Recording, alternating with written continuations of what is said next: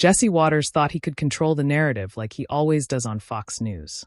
He interrupted Congresswoman Jasmine Crockett 9 times in 3 minutes, cutting her off every time she tried to speak. But what happened on her 10th attempt to finish a sentence left Waters completely speechless and exposed him as the bully he really is. The studio lights blazed as Waters leaned forward in his chair, that familiar smirk plastered across his face. He had invited Crockett on Jesse Waters' primetime thinking he'd get another easy target to steamroll. After all, she was just a freshman congresswoman from Texas. And he was the primetime king of Fox News. What could go wrong? But Crockett sat across from him, her dark blazer crisp, her expression calm, but her eyes sharp as daggers. She had done her homework. She knew exactly who Jesse Waters was, and she was ready for his games. Before we dive into this incredible showdown, hit that subscribe button and let me know in the comments where you're watching from.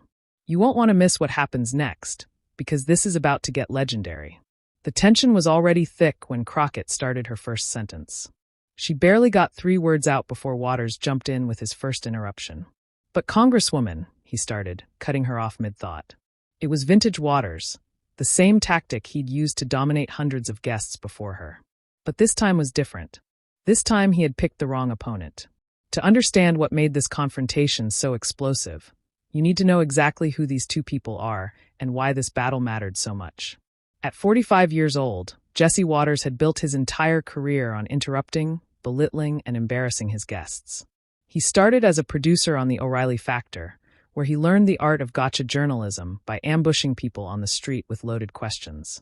When Bill O'Reilly fell from grace, Waters stepped up to fill the void, bringing his signature style of condescending smirks and tactical interruptions to prime time. Waters had perfected what media critics called the steamroller technique, a carefully crafted approach to destroying political opponents on live television. He would study Democratic talking points for hours, preparing interrupt triggers that would stop his guests mid-sentence at their most vulnerable moments. His producers had even developed a system of hand signals to help him time his interruptions for maximum disruption. Behind the scenes, Waters was known for his ruthless preparation. He would spend entire afternoons watching old clips of potential guests, looking for inconsistencies, embarrassing moments, or contradictory statements he could weaponize during interviews. His research team compiled detailed dossiers on every Democratic politician who appeared on the show, complete with personal attacks, family controversies, and political vulnerabilities. His show Jesse Waters' Prime Time had become appointment television for millions of conservative viewers who loved watching him dismantle liberal politicians and activists. Waters had perfected a formula. Invite a Democrat on the show, ask them loaded questions, interrupt them before they could give complete answers, then mock them to his audience. It was political theater at its most brutal, and Waters was the undisputed master. He had a particular talent for targeting women of color, knowing that his predominantly white male audience would eat up every condescending comment and eye roll. Congressional Black Caucus members had learned to avoid his show entirely because they knew it was a trap. But Jasmine Crockett was different. At 43 years old, Jasmine Crockett was everything Waters typically tried to destroy. She was a Black woman, a Democrat, and a freshman congresswoman who had already made waves in her short time in Washington. But unlike many politicians who wilted under media pressure, Crockett had been sharpening her verbal skills her entire life. Born and raised in St. Louis, Crockett had earned her law degree and spent years as a civil rights attorney before running for office. She wasn't some political newcomer who stumbled into Congress. She was a trained litigator who knew how to handle hostile opponents. In the courtroom, she had faced down corporate lawyers, corrupt officials, and racist judges. Jesse Waters was just another bully in a suit. What made Crockett particularly dangerous was her preparation.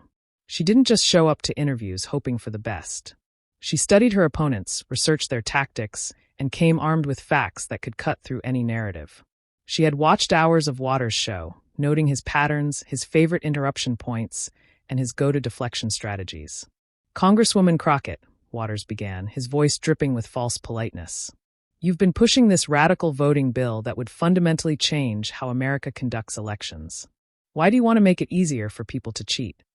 It was a loaded question designed to put Crockett on the defensive from the start. The word radical was carefully chosen to trigger conservative viewers, while the phrase "make it easier for people to cheat" assumed guilt before she could even respond. This was Waters' 101, frame the debate so that any answer would sound defensive. But she had expected this exact approach. She took a breath and began her response. Jesse, that's not an accurate characterization of the bill. What we're actually trying to do is. But Congresswoman, you can't deny that this bill would eliminate voter ID requirements in many states. Crockett paused, her jaw tightening slightly, but she maintained her composure. Behind the scenes, Waters' producer was giving him a thumbs up through the studio glass. The interruption had come at exactly the right moment, cutting off her attempt to reframe the debate. This was the Fox News playbook working perfectly. If you'd let me finish, I was about to explain that the bill actually strengthens election security by. How does eliminating basic security measures strengthen anything? That doesn't make sense to most Americans. The pattern was already clear. Waters wasn't interested in her answers. He was interested in controlling the narrative through strategic interruptions. His research team had identified the exact phrases that would trigger interruptions. Strengthen election security, voter access, and federal standards were all marked as red flags in his prep notes. But Crockett had seen this playbook before. She tried a different approach, speaking more quickly to get her point across before he could cut her off again. Her legal training had taught her that hostile judges often use similar tactics, and the key was to deliver your strongest points first. The bill creates a federal standard that ensures every eligible Americans can vote while maintaining the integrity. Federal standard. So you want Washington bureaucrats controlling local elections now? Waters leaned forward as he delivered this interruption, his signature move, designed to appear aggressive and in control. His audience loved this kind of confrontational politics, the sense that their champion was fighting against government overreach. The phrase Washington bureaucrats was focus group tested to trigger maximum outrage among Fox viewers.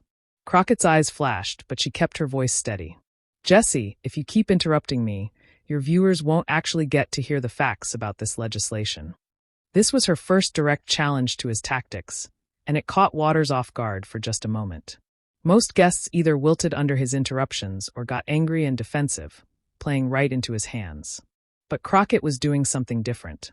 She was calling out his behavior while remaining calm and professional. Waters leaned back in his chair, that trademark smirk growing wider. He was enjoying this. I'm just asking the tough questions that the mainstream media won't ask, Congresswoman. It was his standard deflection, positioning himself as a truth teller while implying that Crockett was used to softball interviews. His production team had coached him to use this line whenever guests pushed back against his tactics. It usually worked to put guests back on the defensive. Then let me answer them, Crockett shot back, her voice gaining an edge. The federal standards would actually prevent the kind of voter suppression we've seen in states like. Voter suppression? Come on, Congresswoman.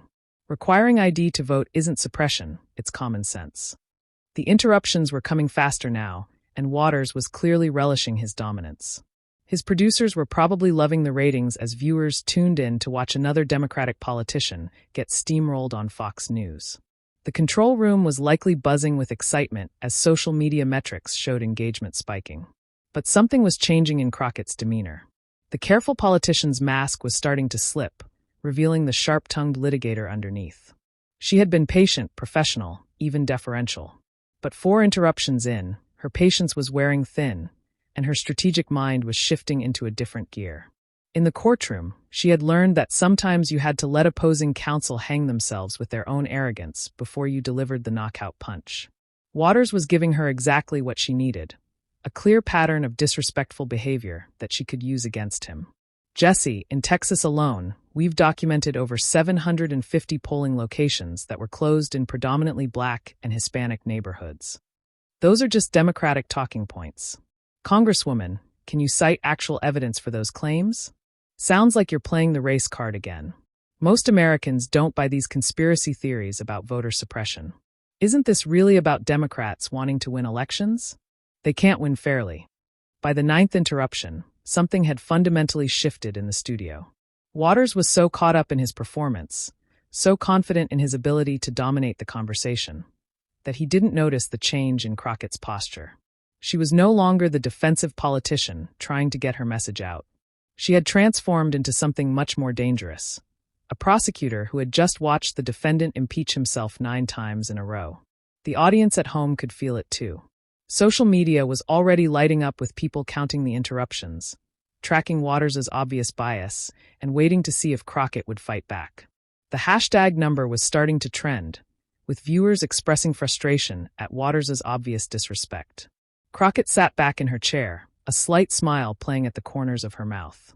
She had let Waters hang himself with his own rope, and now it was time to pull it tight. Her legal instincts told her that the jury in this case, the viewing audience, was ready to hear her closing argument. What happened next would be replayed millions of times across social media and become one of the most devastating takedowns in cable news history. Crockett looked directly into the camera, completely ignoring Waters for a moment, and addressed his audience directly. "You know what, Jesse? I want to thank you." Waters blinked, caught off guard by the unexpected response. His prep notes hadn't covered this scenario. Guests were supposed to either crumble under pressure or get angry and defensive, not thank him. His production team was equally confused, with his producer frantically flipping through backup questions in case this went off the rails. "Thank me." "Yes," Crockett continued, her voice now carrying the authority of someone who had just taken complete control of the situation. "You just provided a perfect demonstration of exactly what I'm talking about when I discuss voter suppression." Waters started to interrupt again. It was pure instinct at this point, but Crockett held up her hand with the confidence of a federal judge commanding order in her courtroom. The gesture was so authoritative, so unexpected, that Waters actually stopped talking for the first time in the entire interview. "For the last 3 minutes, you have interrupted me 9 times. 9 times you have prevented me from completing a single thought, from presenting a single fact, from having my voice heard by your audience.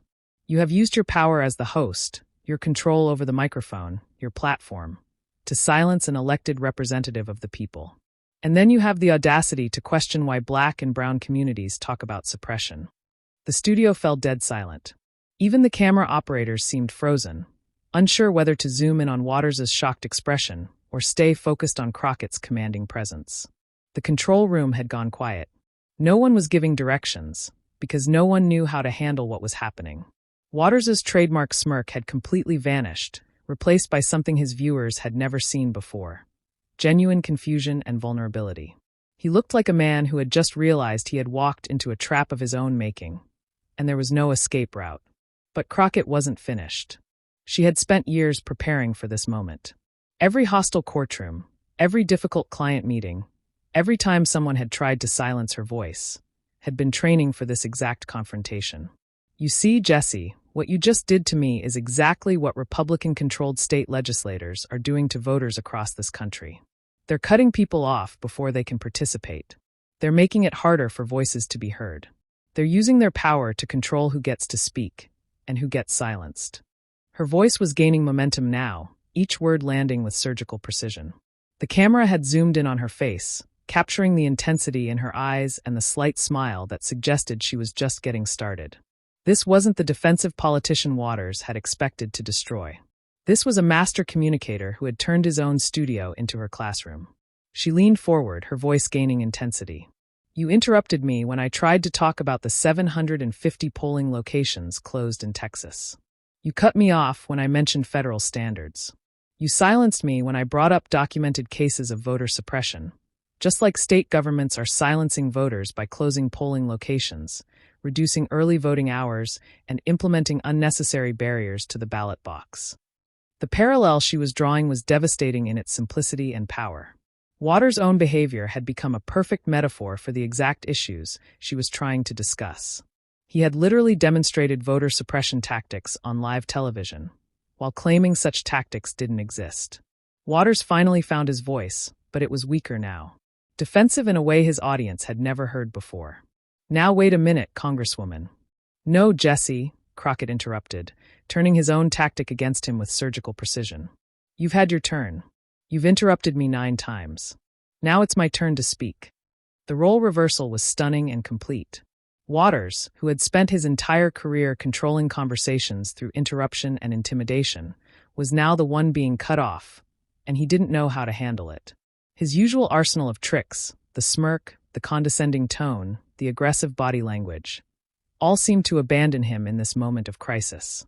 "You brought me on this show to discuss voting rights," Crockett continued, her voice steady and powerful. "But instead of allowing me to present facts, You turned it into a performance designed to humiliate and silence me. You proved my point better than any statistics or studies ever could." She turned back to the camera, speaking directly to Waters' audience again. This is what suppression looks like, folks. It's not always dramatic. Sometimes it's just preventing people from finishing their sentences. Sometimes it's just making sure certain voices never get heard. Waters was visibly struggling now. His production team was probably screaming in his earpiece, but he looked frozen. This had never happened to him before. No guest had ever turned his own tactics against him so effectively. "And here's what's really interesting, Jesse," Crockett said, her tone becoming almost conversational. "You keep talking about election integrity and making sure only the right people vote, but you can't even maintain the integrity of a simple interview. You can't even let an elected official finish a sentence about legislation she helped write." The devastation was complete. Waters had been exposed not just as a bully, but as a hypocrite who was guilty of the exact behavior he claimed to oppose. He had suppressed Crockett's voice while claiming to care about election integrity. He had silenced an elected representative while positioning himself as a defender of democracy. Social media exploded in real time. The clip of Crockett's 10th sentence, her complete takedown of Waters, was being shared thousands of times per minute. #LetterSpeak was joined by #CrockettDestroysWaters and #SilenceNoMore. Waters made one last desperate attempt to regain control. "Congresswoman, I think you're being overly dramatic." "Dramatic?" Crockett's eyebrows shot up. "Jesse, I'm a civil rights attorney who became a congresswoman to fight for voting rights. You're a television host who makes millions of dollars interrupting people. Which one of us is being dramatic here?" The interview was over. Waters knew it. His producers knew it. And his audience knew it. He had been completely outmaneuvered by someone he had assumed would be an easy target. The immediate aftermath of Crockett's stunning reversal was unlike anything Fox News had experienced in years. Within minutes of the interview ending, social media platforms were flooded with clips, reactions, and analysis of what viewers were already calling one of the most devastating takedowns in cable news history. Twitter erupted first. The hashtag #SilenceNoMore reached over 500,000 tweets in the first hour alone. Users were posting side-by-side videos showing Waters interrupting other guests, proving that Crockett's analysis wasn't just about one interview. It was about a pattern of behavior that had gone unchecked for years. One viral tweet from a former Fox News producer read, "I worked at Fox for 5 years. I've never seen Jesse Waters look that defeated." She didn't just beat him, she exposed his entire playbook. Instagram and TikTok exploded with short clips of Crockett's key moments, particularly her line about Waters proving her point about voter suppression. Young activists created memes and graphics highlighting the 9 interruptions, turning Waters' bullying behavior into a teachable moment about media manipulation and voter suppression tactics. The most shared clip was Crockett's direct address to the camera. "This is what suppression looks like, folks." It resonated far beyond political circles, striking a chord with anyone who had ever been talked over, dismissed, or silenced in their own lives. Behind the scenes at Fox News, executives were in full damage control mode. The network had built its brand on hosts dominating liberal guests, but Crockett had flipped the script so completely that Waters looked weak and unprofessional. Internal emails leaked later would reveal that several advertisers immediately reached out with concerns about being associated with the interview. Waters himself seemed shaken by the experience. His typical post-show social media routine, posting clips and victory laps, was noticeably absent. Instead, his Twitter account went silent for over 12 hours, leading to speculation about whether he was facing internal discipline or simply didn't know how to respond. When he finally posted, it was a weak attempt to claim victory. "Great interview with Congresswoman Crockett tonight. Always good to have tough conversations about important issues." But the replies were brutal. Even his own supporters were questioning why he had let her talk down to him like that. The Congressional Black Caucus quickly rallied around Crockett, with several members posting supportive messages highlighting her performance. House Minority Leader Hakeem Jeffries tweeted, "This is what happens when you try to silence a brilliant attorney and public servant." Jasmine for Us just gave a masterclass in how to handle media bullies. But the support went beyond predictable partisan lines. Several Republican members of Congress privately expressed admiration for Crockett's composure and skill, with one anonymous GOP representative telling reporters, "I hate her politics, but damn, that was impressive. She completely outclassed him. The interview became required viewing in political science and communications courses across the country. Professors used it to demonstrate media bias, the importance of preparation, and how power dynamics work in broadcast journalism. Georgetown University School of Public Policy added the interview to their mandatory curriculum, with Professor Sarah Chin noting, "This single exchange teaches students more about media manipulation and political communication than entire semesters of theory."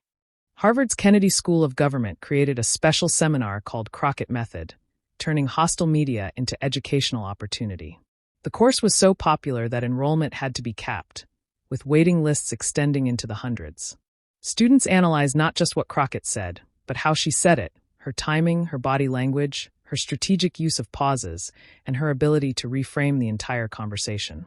Law schools began incorporating the interview into their trial advocacy programs, showing how Crockett's courtroom skills translated perfectly to the media arena. Students learned to identify when opponents were undermining their own credibility and how to use those moments for maximum impact. Other networks couldn't resist taking shots at Fox News and Waters specifically. CNN's Anderson Cooper opened his show the next night by saying, "When you invite someone on your show 9 times and interrupt them 9 times, don't be surprised when they use their 10th chance to school you on live television."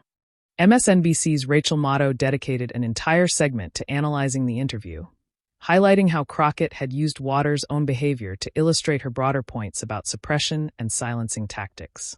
She turned a hostile interview into a perfect metaphor for voter suppression. Maddow observed it was brilliant political communication. Even conservative media personalities struggled to defend Waters. Several acknowledged that while they agreed with his politics, his interview tactics had been unprofessional and counterproductive. Talk radio host Hugh Hewitt, normally a Fox News ally, said on his show, "Jesse made us all look bad. You can't claim to support free speech and then spend 3 minutes preventing someone from speaking." The interview marked a turning point in Waters' career. While he remained on the air, his approach noticeably changed in subsequent interviews. He became more careful about interrupting guests, particularly women and people of color. Knowing that social media was now watching for patterns of suppression and bias, his ratings took a significant hit in the weeks following the Crockett interview, as even some loyal viewers began questioning his tactics. Internal Fox News ratings data showed that his show lost nearly 200,000 viewers in the key 25 to 54 demographic in the month after the interview. More importantly, other potential guests began declining appearances on his show, with many citing the Crockett interview as evidence that Waters wasn't interested in good faith discussions. This created a booking crisis for his producers, as they struggled to find credible Democratic guests willing to subject themselves to what was now widely seen as a rigged game. For Crockett, the interview became a career-defining moment that elevated her from a freshman congresswoman to a national political figure. Speaking requests poured in from across the country, with Democratic organizations eager to have her represent their causes. Her fundraising exploded overnight, with small-dollar donations flooding in from supporters who had watched her stand up to Waters. In the 48 hours after the interview, she raised over $2.3 million, more than she had raised in her entire previous quarter. Media training organizations began using clips of Crockett's performance to teach other politicians how to handle hostile interviews. Her technique of turning an interviewer's tactics into a teaching moment became known as the Crockett Method among Democratic communication strategists. Beyond politics, the interview sparked conversations about interruption, respect, and power dynamics in workplaces and personal relationships across America. The hashtag Let Her Speak evolved into a broader movement, encouraging people to call out interruption and silencing tactics in their own lives. Women's advocacy groups embraced Crockett as a symbol of how to respond to men who try to talk over or dismiss them. Her calm but firm response to Waters became a template for handling workplace bullies and dismissive colleagues. The interview also reignited discussions about media literacy and the importance of recognizing bias and manipulation in news coverage. Educators used the Waters-Crockett exchange to teach students how to identify loaded questions, interruption tactics, and other forms of media manipulation. Perhaps most importantly, Crockett's brilliant connection between Waters' interruption tactics and voter suppression efforts gave the voting rights movement a powerful new metaphor. Activists began using the concept of conversational suppression to explain how marginalized voices are silenced in media and politics. The interview clips became powerful tools for voter education, helping people understand how suppression works, not just through obvious tactics like poll closures, but through subtler methods of silencing and dismissing voices that challenge the status quo. Community organizers reported that showing the Waters Crockett clips helped voters understand the broader patterns of suppression they faced in their own lives. Civil rights organizations embraced the metaphor immediately. The NAACP tweeted, "When Jasmine Crockett showed how media suppression mirrors voter suppression, she gave us a teaching tool that will educate Americans for years to come." The clip became required viewing at voter registration drives and civic engagement workshops across the country. The Waters Crockett interview set a new standard for how political figures should handle hostile media appearances.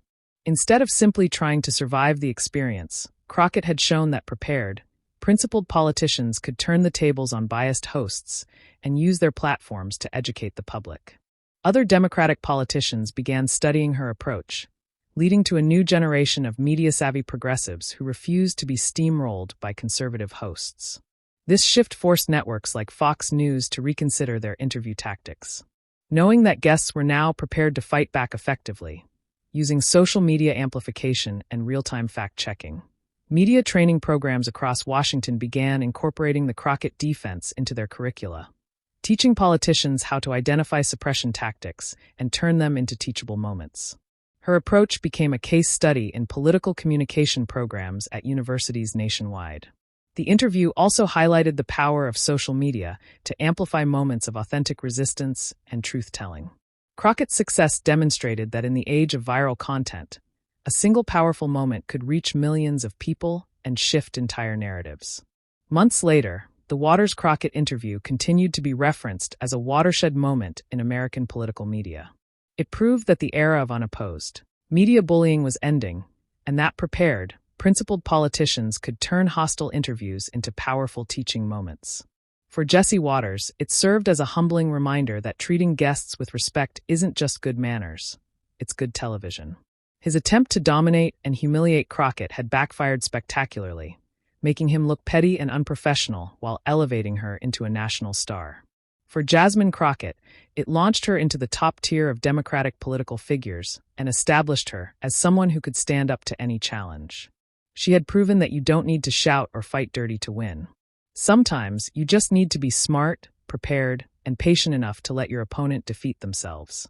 The interview became a perfect case study in how power dynamics can shift in an instant when someone refuses to accept the role they've been assigned.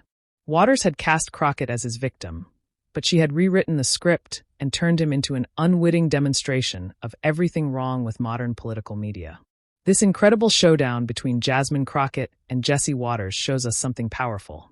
When we're prepared, principled, and patient, we can turn any challenge into an opportunity to educate and inspire others. If this story fired you up like it did millions of others, make sure to hit that subscribe button and ring the notification bell so you never miss moments like these. Drop a comment below and let me know, what's your favorite part of how Congresswoman Crockett handled this situation? And what other political showdowns would you like to see us break down? Remember, in a world where bullies think they can silence important voices, sometimes the most powerful response is to stay calm, stay smart, and let them prove your point for you. Jasmine Crockett didn't just win an argument. She gave us all a master class in how to stand up to power with grace and intelligence. Don't forget to share this video with anyone who needs to see what real strength looks like. Because when we support voices like Congresswoman Crockett, we're supporting democracy itself. See you in the next breakdown, where we'll dive into another moment when truth conquered bullying on live television.